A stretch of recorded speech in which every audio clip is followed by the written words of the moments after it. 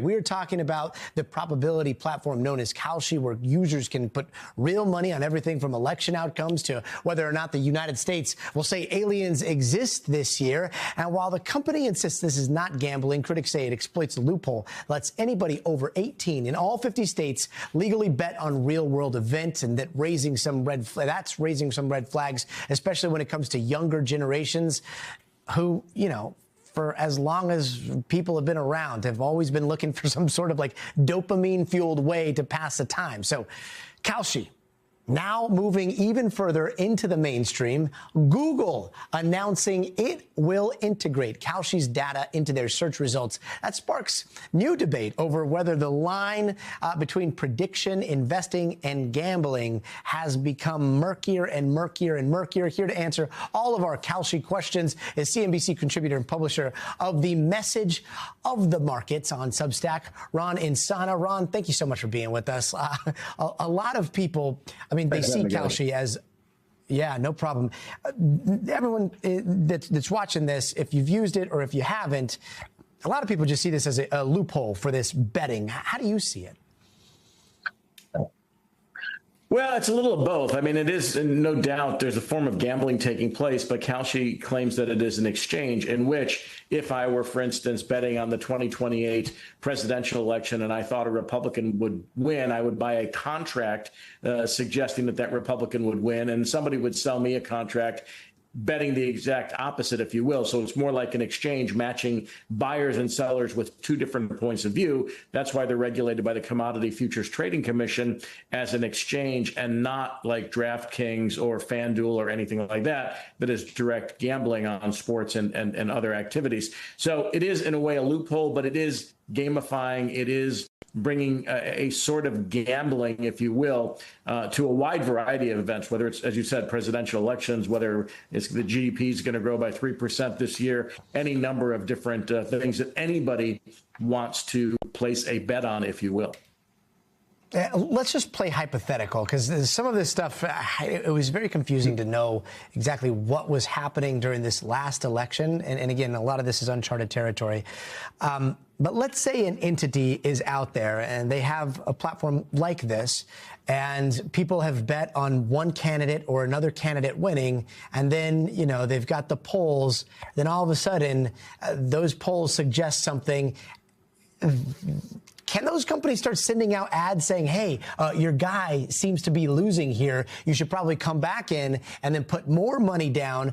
And wouldn't that sway the odds as they were? And aren't people starting to use this as polling?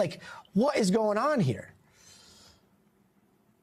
Yeah, they are absolutely using it as polling. And this is not the first of its kind. I should go back to earlier in my career.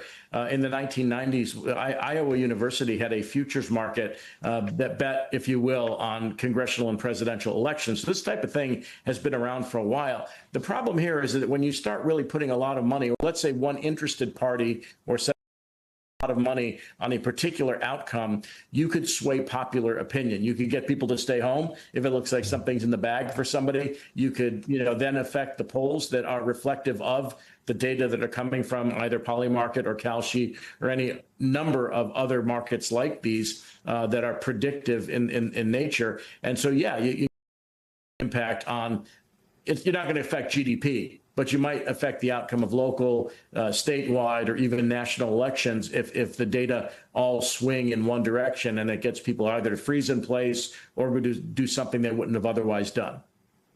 Yeah, who would have thought that the term from middle school, how much you want to bet, could be such a paradigm shift for everything in society here.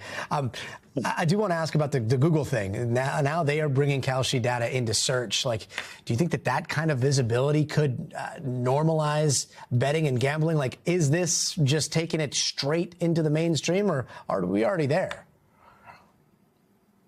We're already there. We're there with DraftKings. We're there with FanDuel. We're there with, the gamification of almost everything. You could do pretty much anything you want on your phone. Now, Polymarket is not yet usable in the United States, although that's expected to change within the next few months. There also is some apparent conflict of interest because one of the president's sons is an advisor to both Kalshi and Polymarket. So you start getting into this area where, I'm shocked there's gambling going on here and that there are a lot of people involved who maybe shouldn't be, not just for the conflict of interest, but maybe for the ability somewhere down the road to move markets and change opinions.